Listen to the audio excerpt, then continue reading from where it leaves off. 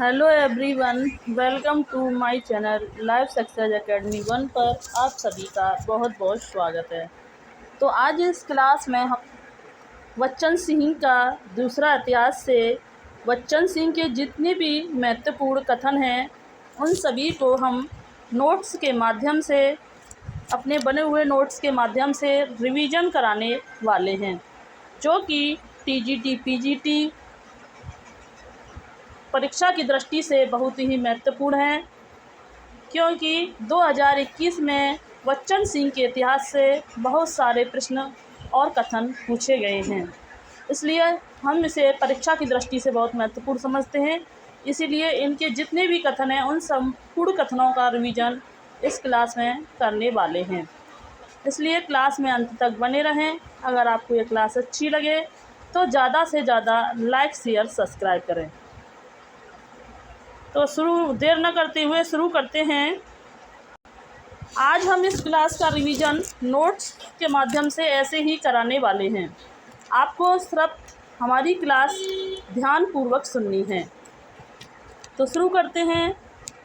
आरंभ में ही कह दूं कि न तो आचार्य रामचंद्र शुक्ल के हिंदी साहित्य के इतिहास को लेकर दूसरा नया इतिहास लिखा जा सकता है या न उसे छोड़कर। मतलब बच्चन जी का जो शुरुआत में ही पहला कथन है वो कहते हैं कि आरंभ में ही इस बात को कह दूं कि शुक्ल जी के इतिहास को लेकर और दूसरा नया इतिहास लिखा जा सकता है और ना ही उसे छोड़कर लिखा जा सकता है। कथन नंबर 2 है कि नए इतिहास के लिए शुक्ल जी का इतिहास एक चुनौती है। क्या है? बच्चन जी का कथन है कि नए इतिहास के लिए शुक्ल जी का जो इतिहास है वो एक चुनौती है। नंबर 3 कथन देखते हैं कि शुक्ल जी के इतिहास का संशोधित और परिवर्तित संस्करण सन 1940 में छपा था। नेक्स्ट देखते हैं कि जो काम मैकाले नहीं कर सका वह बहुराष्ट्रीय कंपनियां, विदेशी अवधारणाएं और जीवन शैलियां कर रही हैं। नेक्स्ट कथन देखते हैं कि पहले आदिकाल, मध्यकाल और आधुनिक काल की संज्ञाओं को लें। इस तरह का काल विभाजन अब पुराना पड़ गया है। क्या कहते हैं? बच्चन सिंह कहते हैं कि पहले आदिकाल, मध्यकाल और आधुनिक काल की संज्ञाओं को लें तो इस तरह का जो काल है वह अब पुराना पड़ चुका है। नेक्स्ट कथन देखते हैं कि आदिकाल नामक कैसा है? आदिकाल नामक भ्रामक है। इससे बाबा आदम के ज़माने का आभास होता है। फिर नेक्स्ट कथन देखते हैं कि अब अपभ्रंश कोई पुरानी हिंदी नहीं कहता। बच्चन सिंह का कहना है कि अब अपभ्रंश को पुरानी हिंदी कोई नहीं कहता है। फिर नेक्स्ट कथन देखते हैं कि भक्ति काल है, मध्यकाल नहीं। मध्यकाल सामान्यत जकड़ी हुई मनोवृत्ति का परिचारक है। फिर नेक्स्ट कथन देखते हैं कि घन आनंद को शुक्ल जी रीतिकाल को सर्वोत्कृष्ट कवियों में मानते हैं। नेक्स्ट कथन देखते हैं कि आधुनिक काल वाचक होने के साथ साथ ही प्रवृत्ति वाचक भी है। नेक्स्ट कथन देखते हैं कि साहित्य के इतिहास को साहित्यिक बनाए रखना इतिहास का क्या है? केंद्रीय धर्म है। साहित्य को साहित्यिक बनाए रखना इतिहास का क्या है? केंद्रीय धर्म है, ऐसा बच्चन जी कहते हैं। फिर नेक्स्ट कथन देखते हैं, भक्ति काल को शुक्ल जी ने एक अलग ढंग से पढ़ा है और द्विवेदी जी ने दूसरे ढंग से पढ़ा है। क्या है? भक्ति काल को शुक्ल जी ने एक अलग ढंग से पढ़ा है और द्विवेदी जी ने अलग ढंग से पढ़ा है। यह कथन बच्चन सिंह ने कहा है।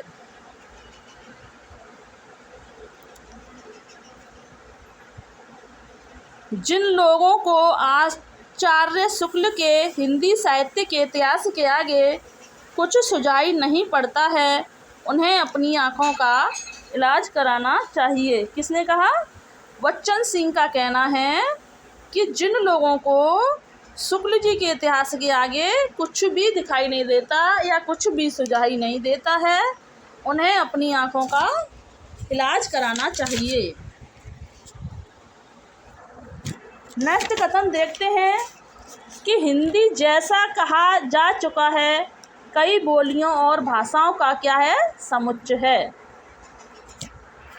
नेक्स्ट कथन देखते हैं कि तुलसी ने न तो समान अधिकार से अवधि, तुलसी ने समान अधिकार से अवधि और ब्रज दोनों में लिखा है। नेक्स्ट कथन देखते हैं कि हिंदवी शब्द का पहला प्रयोग जो है वो अबू सईद के फारसी इतिहास में मिलता है।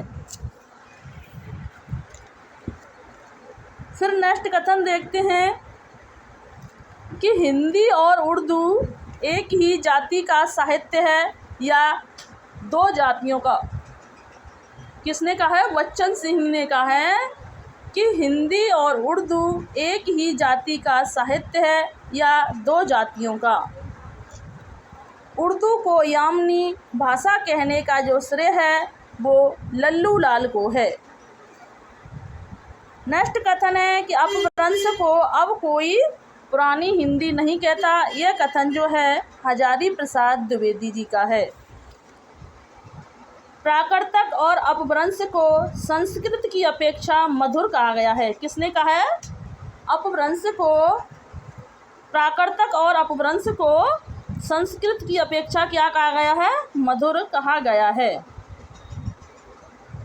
द्विवेदी वज्रपाणी को यक्षों का एक देवता मानते हैं। कौन? हजारी प्रसाद द्विवेदी।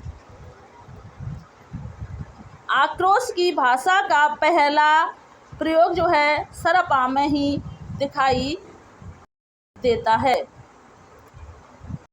नेक्स्ट कथन है कि गोरखनाथ अपने युग के सबसे बड़े नेता थे। किसने कहा? बच्चन सिंह ने कहा है कि गोरखनाथ जो थे वो अपने युग के क्या थे? सबसे बड़े नेता थे। नेक्स्ट कथन देखते हैं कि धार्मिक काव्यों में साहित्य उसी प्रकार लिपटा हुआ है जैसे बादलों में बिजली। कैसे? धार्मिक काव्यों में साहित्य उसी प्रकार लिपटा हुआ है जैसे बादलों में बिजली। यह किसने कहा था? बच्चन सिंह ने कहा था। फिर नेक्स्ट कथन देखते हैं कि स्वयंभू असाधारण कवि हैं।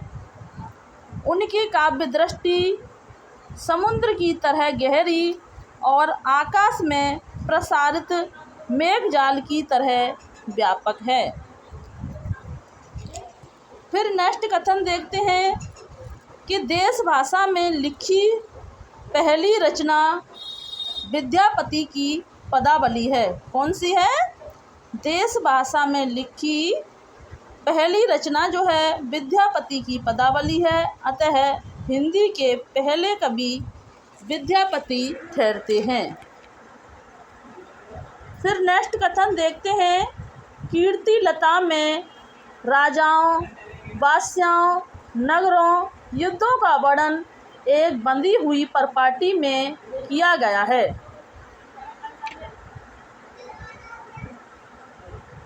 नेक्स्ट कथन देखते हैं भक्ति आंदोलन का सूत्रपात कबीर के द्वारा हुआ है। किसने कहा है? बच्चन सिंह ने कहा है कि भक्ति आंदोलन का जो सूत्रपात है वो कबीर के द्वारा हुआ है। नेक्स्ट कथन देखते हैं कि राम भक्ति शाखा का एक प्रतिरोधात्मक आंदोलन भी चला जिसका प्रतिनिधित्व तुलसीदास कर रहे थे। यह कथन जो है 2021 में भी पूछा गया था। उर्दू को यामनी भाषा कहने का श्रेय लल्लू लाल को है। यह भी 2021 में पूछा गया कथन है। बच्चन सिंह के इतिहास से कम 4-5 कथन हैं जो टीजीटी और पीजीटी दोनों ही क्लासों में पूछे गए थे।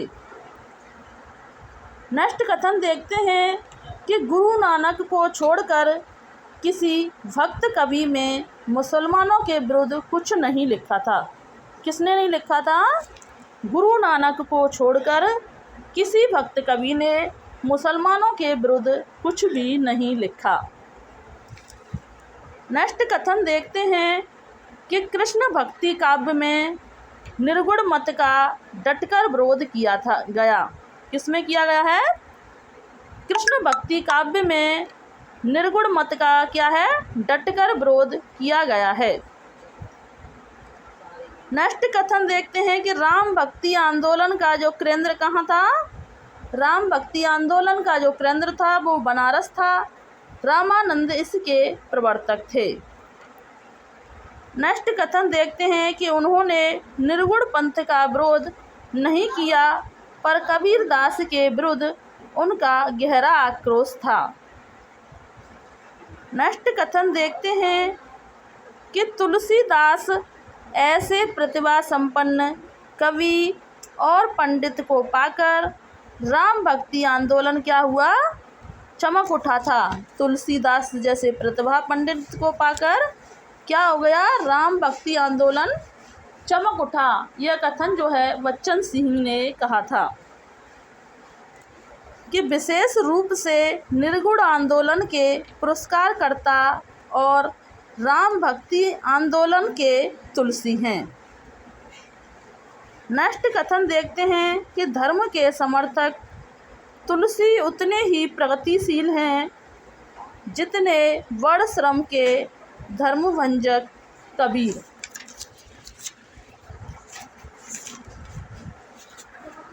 नेक्स्ट कथन देखते हैं कि कबीर को हिंदी भक्ति का प्रथम क्रांतिकारी पुरस्कारकर्ता कहा है। जिसे कबीर को हिंदी भक्ति काव्य का प्रथम क्रांतिकारी पुरस्कारकर्ता कहा है। नेक्स्ट कथन देखते हैं कि कबीर के प्रति जो गुस्सा, झल्लाहट और खीज पैदा होती थी वह देखने लायक थी। नेक्स्ट कथन देखते हैं कि वे वैष्णवों को अपना संगी कहते थे, किंतु विष्णु को 14 भुवनों का चौधरी कहकर मजाक उड़ाते थे। नेक्स्ट कथन देखते हैं कि सामंती समाज की जड़ता को तोड़ने का जितना काम अकेले कबीर ने किया, किसी ने नहीं किया है। नेक्स्ट कथन देखते हैं कि तुलसी बड़े कवि हैं, उनका सौंदर्य बोध पारंपरिक और आदर्शवादी है। राम भक्तों में नावादास के अतिरिक्त रामानंद को किसी ने याद नहीं किया।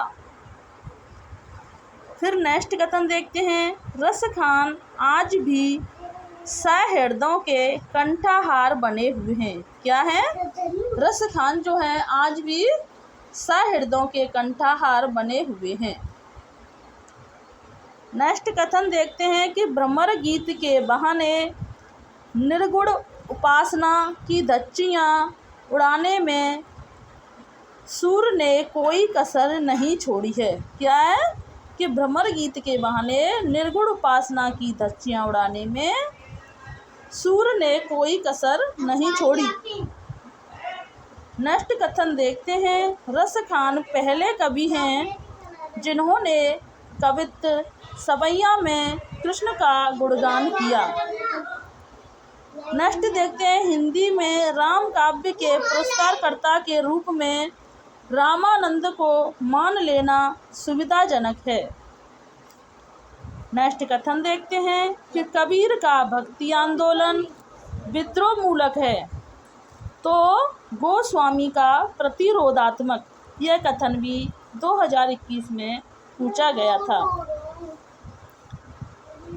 नेक्स्ट कथन देखते हैं कि भारतीय पद्धति के भक्तों में कबीर, दादू आदि के लोक धर्म विरोधी स्वरूप को यदि किसी ने पहचाना है तो वह गोस्वामी जी ने।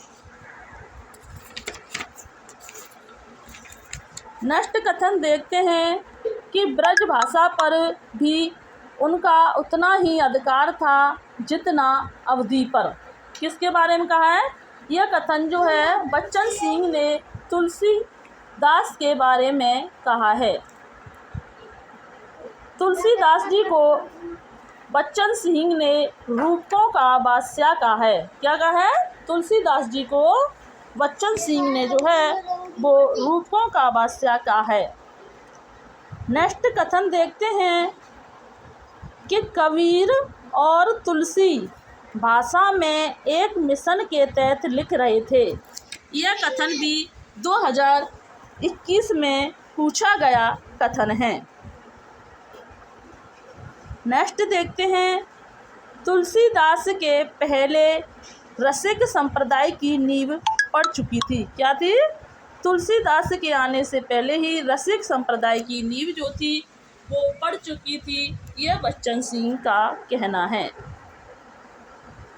नेक्स्ट कथन देखते हैं कि तुलसी ने चाहे और किसी संप्रदाय से समन्वय किया हो, पर रसिकों के पास को उनकी पटरी नहीं बैठी थी। रसिकों के पास उनकी पटरी नहीं बैठी थी। नेक्स्ट कथन देखते हैं कि हिंदी पहली बार उत्तर भारत के किसी मुसलमान बादशाह के दरबार में दाखिल हुई है। नेक्स्ट कथन देखते हैं कि रहीम न तो जायसी की तरह सूफी थे और न रसखान की तरह वैष्णव थे। किसने कहा है? बच्चन सिंह ने कहा है कि रहीम न तो जायसी की तरह सूफी थे और न रसखान की तरह वो वैष्णव थे। नेक्स्ट कथन देखते हैं कि ब्रजी और अवधि पर रहीम का समान अधिकार था।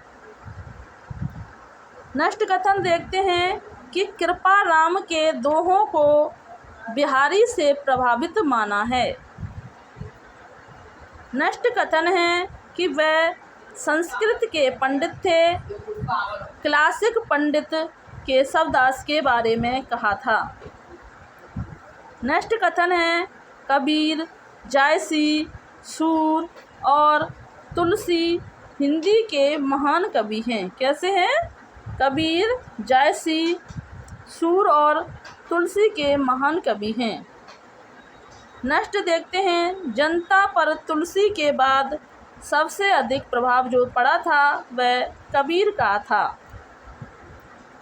नेक्स्ट कथन देखते हैं कि मानस में भक्ति की वही परंपरा है जो गीता में है, रामानुज में है। नेक्स्ट कथन देखते हैं कि शुक्ल जी ने केशव को रीति काल का प्रवर्तक मानने से इनकार कर दिया है। क्या कर दिया है? कि शुक्ल जी ने केशव को रीति काल का प्रवर्तक जो है मानने से इनकार कर दिया है, क्योंकि वो जो है शुक्ल जी जो रीति काल का जो प्रवर्तक मानते हैं वो चिंतामणि को मानते हैं। नेक्स्ट कथन देखते हैं, भिखारी दास हिंदी काव्य के पहले आचार्य हैं। किसने माना? बच्चन सिंह ने माना है कि भिखारी दास जो हैं वो हिंदी काव्य के पहले आचार्य हैं। नेक्स्ट कथन देखते हैं कि समुचे रीति काल में भूषण का व्यक्तित्व सबसे अच्छा और विशिष्ट है। क्या है? समुचे रीति काल में भूषण का व्यक्तित्व सबसे अच्छा और सबसे विशिष्ट माना है बच्चन सिंह ने। नेक्स्ट कथन देखते हैं कि देव अकेले कवि हैं। देव अकेले कवि हैं जिन्होंने निर्गुण भक्तों की अक्कड़ता के साथ साथ जाति पाति ऊंच नीच के भेदभाव का विरोध किया है। फिर नेक्स्ट कवि कथन देखते हैं कि बिहारी अकेले ऐसे कवि हैं जिन्होंने ग्रामीण संस्कृति के विरुद्ध घृणा की अभिव्यक्ति की है। यह कथन भी 2021 में पूछा गया कथन है कि बिहारी अकेले ऐसे कवि हैं जिन्होंने ग्रामीण संस्कृति के विरुद्ध घृणा की अभिव्यक्ति की है। नेक्स्ट कथन देखते हैं कि बिहारी के लिए प्रेम चौगान का खेल है। बच्चन सिंह कहते हैं कि बिहारी के लिए जो चौगान का खेल है वो क्या है? प्रेम जो है वो एक चौगान का खेल है। नेक्स्ट कथन देखते हैं कि वियोग वर्णन में बिहारी की चित्तवृत्ति नहीं रमी है। नेक्स्ट कथन देखते हैं कि बिहारी ने केवल दोहा छंद में कविताएं लिखी, उनमें कल्पना की समाहार शक्ति और भाषा की समास शक्ति देखते ही बनती है। नेक्स्ट कथन देखते हैं कि यदि दोहे को गुलदस्ता और प्रबंधक को वनस्थली कहा जाए तो आज सारी दुनिया में गुलदस्ते ही दिखाई पड़ेंगे। यदि दोहे को गुलदस्ता प्रबंधक को वनस्थली कहा जाए तो आज सारी दुनिया में गुलदस्ते दिखाई पड़ेंगे। यह कथन जो है बच्चन सिंह ने कहा था। नेक्स्ट देखते हैं, वह कलम ही नहीं मांझते वह तलवार भी मांझते थे। तो बच्चन सिंह ने यह कथन जो है ठाकुर के बारे में कहा है कि वह कलम ही नहीं मांझते थे, वह तलवार भी मांझते थे। नेक्स्ट कथन देखते हैं कि समुचे काल में ठाकुर जैसा मस्त और जिंदा दिल कवि दूसरा नहीं है। फिर नेक्स्ट कथन देखते हैं कि कबीर के बाद सबसे प्रभावशाली बाणी पलटू साहब की प्रतीत होती है। नेक्स्ट कथन है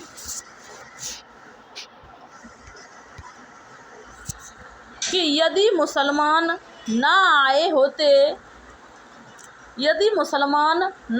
होते तो भक्ति आंदोलन की लहर न उठती। उसी प्रकार कहा जा सकता है कि यदि अंग्रेज ना आए होते तो आधुनिक काल ना आया होता। यह कथन जो है बच्चन सिंह का है। नेक्स्ट देखते हैं कि मेरी प्रार्थना है कि फारसी अक्षरों को हटाकर उसके स्थान पर हिंदी को जारी करना चाहिए। नेक्स्ट कथन है, हमारे मत में हिंदी और उर्दू दो न्यारी बोली हैं। यह कथन भी 2021 में पूछा गया कथन है कि हमारे मत में हिंदी और उर्दू दो न्यारी बोलियां हैं। नेक्स्ट कथन देखते हैं कि भारतेंदु हरिश्चंद्र आधुनिक हिंदी गद्य के जनक माने जाते हैं। कौन माने जाते हैं? भारतेंदु हरिश्चंद्र जो हैं वो आधुनिक हिंदी गद्य के जनक माने जाते हैं। नेक्स्ट कथन देखते हैं कि महावीर प्रसाद द्विवेदी जी को भट्ट जी की पक्षधरता और कट्टरता पसंद न थी। नेक्स्ट कथन देखते हैं कि इस समय ब्रजभाषा काव्य परंपरा को छोड़कर प्राय सभी कवि खड़ी बोली की बहती गंगा में हाथ धो रहे हैं। नेक्स्ट कथन देखते हैं कि आध्यात्मिक छाया का भान सब मिलाकर शुक्ल जी का प्रतिबिंब ही है। नेक्स्ट कथन देखते हैं कि छायावादी कवियों में राम कुमार वर्मा का भी उल्लेख किया जाता है। किसका? छायावादी कवियों में राम कुमार वर्मा का भी उल्लेख किया जाता है। छायावादी लघु त्रयी के अंतर्गत महादेवी वर्मा, भगवती चरण वर्मा और राम कुमार वर्मा, इन तीनों वर्मा कवियों को शामिल किया गया है। नेक्स्ट कथन देखते हैं कि भिन्न भिन्न रंगीन चश्मों से चश्मे का रंग हावी हो जाता है। नेक्स्ट कथन है, इसमें संदेह नहीं है कि तुलसीदास जो थे बहुत बड़े कवि थे। नेक्स्ट कथन देखते हैं कि भ्रमर गीत सार की भूमिका का बीज शब्द जीवन उत्सव है। नेक्स्ट कथन देखते हैं कि सातों कवि किसी एक स्कूल के नहीं हैं, वह राही नहीं हैं, राहों के अन्वेषी हैं। नेक्स्ट कथन देखते हैं कि छायावादी कवियों में महादेवी वर्मा रहस्यवादी मानी जाती हैं। श्रीकांत वर्मा ने यदि मगध ना लिखा होता तो वह पूर्णतः आधुनिकवादी ना होते। नेक्स्ट कथन देखते हैं, अज्ञ कविता में ही प्रयोगशील नहीं थे, उपन्यासों में भी थे। नेक्स्ट कथन देखते हैं कि उपन्यास का मोटापा उसके स्वास्थ्य पर वैसा ही असर डालता है जैसे मनुष्य का मोटापा। यह कथन भी 2021 के पेपर में पूछा गया कथन है कि उपन्यास का मोटापा उसके स्वास्थ्य पर वैसा ही असर डालता है जैसे मनुष्य का मोटापा। नेक्स्ट कथन देखते हैं कि मानस का हंस राम और काम के द्वंद्व में डूब गया है और खंजर नैन भारतीय मानस के सूरदास की छवि धूमिल करता है। नेक्स्ट कथन देखते हैं कि मैला आंचल की दुनिया का समाधान परती परिकथा में खोजा जा सकता है। नेक्स्ट देखते हैं, आधुनिकतावादी प्रवृत्ति सबसे पहले अज्ञ में दिखाई पड़ती है। नेक्स्ट कथन देखते हैं कि भाषा पर कबीर का जबरदस्त अधिकार था। और आज का अंतिम कथन देखते हैं कि दलित शब्द के प्रथम प्रयोक्ता विवेकानंद थे। कौन थे? बच्चन सिंह का मानना है कि दलित शब्द के जो प्रथम प्रयोक्ता हैं वो विवेकानंद थे। तो हमने एक ही क्लास से कम 10 कथन जो है टीजीटी और पीजीटी दोनों परीक्षाओं में पूछे गए थे। इससे पहले शुक्ल जी के कथन ज़्यादा पूछे गए थे, लेकिन 2021 में बच्चन सिंह के कथन ज़्यादा पूछे गए। उन्हीं के इतिहास से कथन, पंक्तियाँ, रचनाएं बहुत पूछी गई थी, इसलिए बच्चन सिंह का इतिहास पढ़ना बहुत ही ज़रूरी है। अगर आप इस तरह से हमारे सभी नोट्स का रिवीजन चाहते हैं तो हमें कमेंट करके ज़रूर बताएं। हम आपको बहुत ही महत्वपूर्ण नोट्स का रिवीजन इसी तरह करा सकते हैं, क्योंकि इतनी टाइपिंग करने के लिए समय का अभाव है। अगर जब चाहते हैं कि संपूर्ण नोट्स का रिवीजन करा दिया जाए इसी तरह, तो आप हमें कमेंट करके बता सकते हैं। आज की क्लास को हम यहीं समाप्त करते हैं। अगर आपको यह क्लास अच्छी लगी हो तो इसे ज़्यादा से ज़्यादा लाइक, शेयर, सब्सक्राइब करें। Thanks for watching this video. जय हिंद, जय भारत।